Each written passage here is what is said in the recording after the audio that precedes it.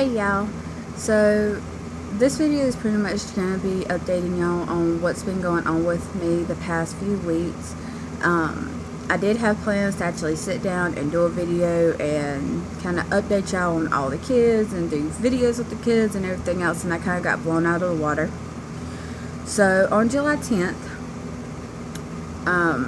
we had my cousin and her husband come over, and we was just all chilling. They ended up cooking supper, and she ended up getting sick. Well, after she got sick, my boyfriend Marvin got sick. So I started thinking maybe it was food poisoning, because after that I got sick and the kids didn't eat what we ate that night. Well, she kind of got better, and then Marvin got better, and I wasn't getting better. So I started to think maybe it was just a stomach bug. And it got to the point to where I actually asked my daughter Rain's dad if they could watch her, like keep her an extra day until I started feeling better, which I was totally cool with, and they're flipping awesome people. But Monday or Sunday afternoon, I started feeling like I finally got sick, like actually getting sick, and I started feeling better the more I got sick, if that makes sense. Like the more I threw up, the better I started to feel. And when Monday came around, I was kind of sore, kind of weary, like weakish feeling, but I wasn't like feeling as bad as I was that Sunday. Well, as Monday progressed, I ended up texting my mom because my rat Galaxy, she ended up having babies, but none of them made it, which really sucks. But I think she might have been too young to have babies, or she just neglected the first litter, because after that we found out her and Casper are brother and sister. Different story for a different video. But I had my mom was coming over and was going to try to help me keep the last two babies alive.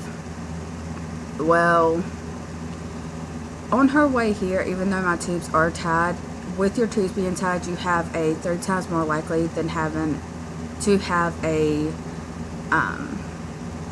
tubal pregnancy instead of a normal pregnancy, ectopic pregnancy, that's what I'm trying to say. So I called my mom and I was like, I'm not feeling well. I haven't been feeling well for about 3 or 4 days now. Just pick up a pregnancy test. If it comes back positive, then I'll go to the doctor and see what the hell's going on with that. And if it comes out negative, I'm gonna go to the hospital, because the pain was getting severely worse. Well, my mom said she'll stop or whatever, so she stopped. She got me a test. She came over, and I was like really like hurting, grabbing my side in pain, walking up to meet her. And yeah, my hands are red, but I was walking up to meet her because we live like on a hill, and I'm pretty sure I told y'all that before, but like where we're at, we're on a steep hill, and I don't really like my mom walking down it by herself because her legs are bad and her back's bad. So I was just walking up there, was gonna meet her and then walk back down with her. And while I was walking up there, I was grabbing right there, and she was like, "It's your gallbladder." And I'm like, "No, just let me take this test. I don't think it's my gallbladder, because I've had this pain before and everything like that." So I went in there, I took the test, and of course it was negative. I walked out, and the more I walked, the more the pain started. Like it got so bad. So I told my mom, I was like, okay, take me to the hospital, come back with the kids, and I'll have Marvin pick me up from the hospital and bring me home when I need to come home or whatever, and after he got off work. Well, she did that. She took me to the hospital, and I started having chest pains along with this like side pain. So they automatically did an EEG or EKG or something like that on my chest to check my heart and make sure I wasn't having like a stress-induced heart attack or some crap like that. And that came back somewhat normal. My heart was extremely like pumpy, like I was right, my heart was racing, is what I'm trying to say. Then they sent me back to the chest pain wing of the hospital, which I thought was really weird, because they told me that everything seemed normal with my EKG. Well, the doctor came in, he was checking on me, and he was asking me about greasy foods and everything like that, and he was like, "Well, I'm not gonna lie, it sounds like your gallbladder." He was like, "But I'm gonna do a few tests on you to see exactly what's going on." So by that time, Marvin was in, and I'm trying to tell him what's going on, and I'm trying to stay conscious, because at this time they was giving me pain medicines that was kind of like putting me in and out to like and like decrease the pain, because it literally felt worse than it did when I had my kids. So during that time of waiting for everything to come back, I ended up having to go into like this donut, I think it was a CAT scan. I'm wanting to say it was a CAT scan. Well, they checked it, and he eventually came back in there, and he was like, well, your gallbladder is inflamed, you have pancreatitis, like it was acting up, along with my liver enzymes, I think that's what it's called, was really increased. So it's pretty much like my liver was working overtime to try to keep everything normal with my body. So he was like, the surgeon will not do your surgery because you also have to go in and had stones in my pancreas duct, and it was pretty much clogged. He was like, we gotta go in and remove that. The surgeon that was at the particular hospital I went to pretty much said that he felt like if they just removed the ducts or the stones from that duct, my gallbladder would be back to normal. So they wanted to send me over to another hospital. And I told them that was fine, that I just wanted to feel better. And I was thinking that they was just going to go in and remove the ducts or the stones, and I would be home in 2 days. Wrong. When they sent me over to the other hospital, it was by ambulance. And just for a note here, the people who are like, I want to ride an ambulance, I think that would be fun. It's not fun. It is not fun at all. You do not feel like you are strapped down and you feel like you are going to fall off of the little bed thingy they put you on. It's not fun. Well, when I got there, they put me in the ER area until my room came available. And in the ER area, there was a guy there who kept cussing out the doctors and cussing out the nurses to the point to where he was just rude and disrespectful. And when my nurse came in, I was like, is there someone like going to take care of him? Because he's getting on my nerves. And I was like, yeah, the police are escorting him out now. He's already been seen. We don't know why he's still raving like that. Blah, blah, blah, blah. So he got escorted out. I finally was able to get some sleep. And then another woman came in, and she started talking about, thank you, Jesus. Thank you, God. Said she needed to touch hands on all the sick people in the hospital. She tried to come in my room, which was not happening. And then she started like screaming at the top of her lungs that everyone was the devil, not to touch her. Then she started bawling, saying, I'm sorry, I'm sorry, I'm sorry, and started calling out this particular male's name. So we think she might have killed her husband, or so, we really don't know. But everyone there is starting to suspect that she killed her husband. Well, they finally said, okay, you're going up. They took me up to my room and told me that I couldn't have anything to eat or drink. They was just going to pump me full of fluids because I was extremely dehydrated. And at 2 o'clock that afternoon, they was going to come get me, and that my surgery will be at 3. No, during this time, I only met my surgeon one time. He came down while I was in the OR, or the ER, and he explained to me what kind of surgery I was having done that's when I found out my gallbladder was coming out. So he explained to me how they was going to remove my gallbladder, pretty much. I thought I was just there for my ducts, but that kind of got changed when I got there, because he was like, nope, it needs to come out. So pretty much the whole time, from the time I got to my room, which is about, I want to say maybe 6 in the morning, to about 1:30, I was sleeping. They came back, they got me, and I started getting nervous, and people was asking me how old I was and why I had no one there with me, because at this time, my cousin came to watch the kids, my mom had to work, and my boyfriend had to work, and I did not feel like this was something that was big enough that they needed to miss work and possibly lose their jobs over, if that makes sense. So I was pretty much, like, I went through both of my procedures by myself, which in the end was fine with me, because when I got back to the room, I was done. So after I got to the holding room, about 5 minutes before I had to go to the OR, my doctor came back in and asked me if I remember talking to him last night, the night before, which I did. And then he signed the paper. He said that everything should go extremely smoothly. They explained to me that I was going to be knocked out and having a breathing tube.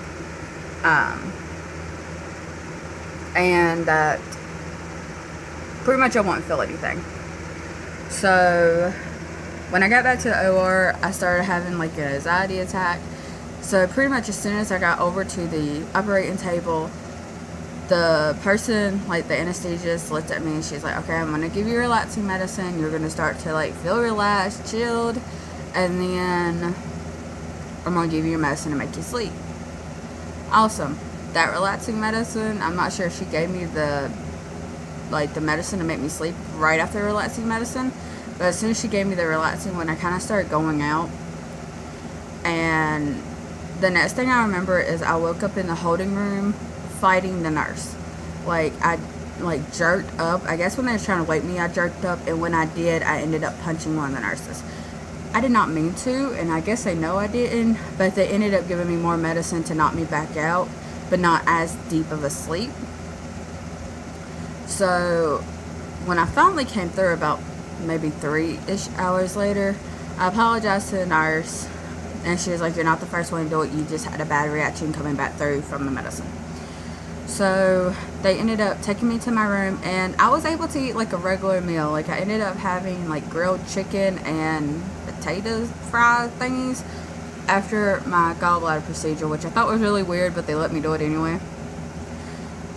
Well, that night everything seemed to go cool, and they told me after 12 I could not have anything to eat or drink again because I had another procedure the following morning. But okay. So that procedure comes around at 7 o'clock. They came and got me, and then at 8 o'clock I was going in to get it done. And I can't remember the exact name of it, but pretty much they shoved a light down my throat and was going to remove the ducts, those stones from the duct, my pancreas duct. Well, I'm sitting here wondering who my doctor is, because I still have not met him at this point. I saw the anesthesiologist who put me to sleep before. I saw the man who woke me up. The woman who was going to wake me up, she ended up having like contractions or something and had to go, but she was pregnant. Like, I knew she was pregnant beforehand. But he was there. And he was like, you probably don't remember me. And I looked at him and I was like, nope. He was like, yeah, that's probably a good thing because you was out of it. And then I finally met the doctor who looked like he was 12, so that kind of scared me. And I was still kind of out of it because I did just have pain medicine right before. Sorry about that, y'all. But I had pain medicine pretty much like an hour before I went into this procedure. So the doctor came in, he explained what was going on, and he was like, everything should go smoothly. I was like, if you can I have one of my stones, like if you're able to remove it. He was like, if we can actually pull it out, yes, I can have it. If not, they're just going to take pictures of it for me. I was like, cool beans. So they pretty much like asked me to walk over to the table because I was able to walk at this time. I was just uberly sore. So I was like, alright. So I walked over, and then it's like, you're gonna lay on your stomach. And I just looked at them like, I know you're not trying to put me on my stomach after having my gallbladder removed. I was like, yeah, we're gonna put you on your stomach. So by the time I was like laying down on my stomach, I was trying my damnedest not to lay like on my incisions areas because I have 5 incisions. And I was trying not to lay on them because it hurt like hell. And they ended up coming over and putting like a kind of a pillow type deal, like a really firm pillow, to kind of angle me like at an angle or whatever for him to be able to do the light or whatever. And by the time they did that, I was in tears. Like, I was crying, and they was like, we know she is in pain because it has not been that long after her gallbladder was removed and we're doing this. So pretty much as soon as they got that thing up under me, they knocked me out. And I was only supposed to be kind of like not really feeling what was going on. Not as deep as the sleep as the one beforehand, but not a twilight daze either, like somewhere in between. And it got to the point to where they put me in a really good sleep, to the point to where they almost had to put in another breathing tube because of how deep my sleep was. But at the same time they couldn't, because they had to make sure that I was still breathing along with having a light down my throat. So, well, they ended up removing the duct, or the gallstones from the duct, and they didn't get any, like, couldn't bring it out because it ended up like dropping or something like that. But they had to put something to hold my duct open, so that more stones don't get stuck, I guess, or to make sure that everything's flowing correctly. They really did not explain this process to me, but that's what they did. And then after that, I came back through in the holding room again, and this time I was like, I'm thirsty, I am hungry, and I was like, that's fine, we can get you any kind of liquid you want. And I'm sitting here like, that's not what I want. But it's ended up what I had. I had clear liquids, any kind of clear liquid, so water, Jello, broth, stuff like that. I had for 2 days. So the rest of Tuesday and Wednesday I had that. And then Thursday I'll move to soft foods, so pudding, sweet or potatoes and stuff like that on Thursday. Well, they came and drew blood, and they told me that my liver is back, like, going down, like everything is starting to look normal with my liver, but my pancreas is acting up. Like, the test results were showing that it was not doing what they expected it to do. And he was like, I really want to keep you another night. And I just kind of stared at him, because this was the same person who done my gallbladder. I just stared at him, and I looked over at my mom and looked back at him, and he was like, if you want to go home, I can release you today. And at this point, I had not seen my kids since Monday, and I hadn't seen Rain for a week. So that was kind of like bugging the crap out of me that I hadn't seen my kids. And I was like, yes, I want to go home. He's like, okay, but you cannot have any like solid foods until tomorrow. I was like, fine, whatever, just let me go home. I came home. Melissa and Bubba ended up getting the kids Tuesday? No, Wednesday. They got Sky and the twins, and Nevaeh went over to my grandma's because my my cousin had to leave because she had something she had to do. Well, so I knew where my kids were. I knew they were safe. During this time, other things had happened to a point. One of the biggest reasons I wanted to get home, I probably could have used that extra day in the hospital. Like, I probably could have, like, honestly. But other things started to arise that was going on with my kids that needed to be addressed, and it could not really get addressed properly or the way that I felt like it needed to be done with me sitting in the hospital, because all it was going to do is piss me off more that I couldn't see my kids, nor could I confront this particular subject. And honestly, I'll probably do a video about it later. But I was able to come home. I got my kids back on Friday. Rain came home with her sister and her brothers, and then Nevaeh came home, and everything was kind of like chilled, relaxed, kind of mellowed out for a little bit. And I've been trying my damnedest not to take my pain medicine unless I absolutely like have to. And then I was doing like pretty good. Like, I would take it at night because for one, it helps me sleep, and my pain seemed to get worse at night, so I would take it then mostly. And then yesterday came along, and a girl named Sarah, who I'm pretty sure y'all will see sooner or later in a video, she was here, and she was helping me with my kids. And yesterday I was so thankful she was here because I was in so much pain, and it was all on my right side, which is telling me that my pancreas is acting up. I have to go Saturday the 23rd. Is that right? Yeah, for an x-ray to make sure that thing that they put in my duct to hold it open dropped, and I'm able to like pass it through with everything else. And if it didn't, like it was supposed to, then I'm going to have another procedure to go in and remove that. So I'll probably do an update on this video Saturday sometime, or Sunday, or whenever I find out if I have to have another procedure done. But that is pretty much all that happened with my gallbladder surgery. I was in a lot of pain. my boyfriend, the first night I came home, we thought it would be an awesome idea for me to sleep in bed with him. He ended up throwing his arm over me pretty hard and landing right on my incisions, and that hurt, and I was kind of pissed. But he didn't mean to, so I couldn't really be pissed off at him. And that's pretty much it. My incision is not like one big cut like they used to do. They actually kind of do it like they do if you're having weight loss surgery now. I don't remember the exact procedure, but I have like 5 little incisions, and I'm going to show them to you the best I can because I am on my phone, and you're going to see my belly, so if you don't want to see it in the video here. So here are my incisions. So I have one there,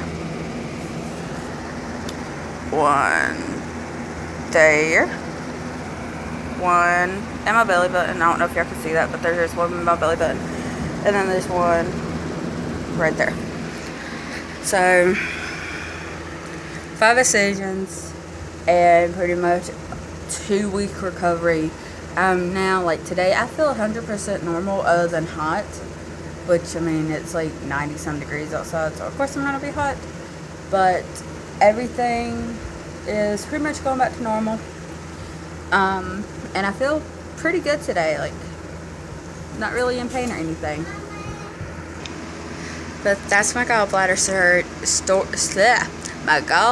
surgery story. I hope y'all enjoyed, and I will talk to y'all in my next one. Bye.